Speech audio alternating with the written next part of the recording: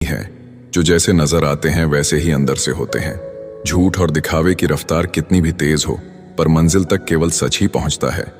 यदि कोई व्यक्ति आपसे जलता है तो उसमें उसकी कोई गलती नहीं है, बल्कि यह तो आपकी काबिलियत है जो उसे जलने पर मजबूर करती है। इसलिए अपनी काबिलियत को बढ़ाओ और जो जितना जलता है उसे और जलाओ। चुगली की धार इतनी तेज होती है कि खून से बने संबंधों को भी काट कर रख देती है।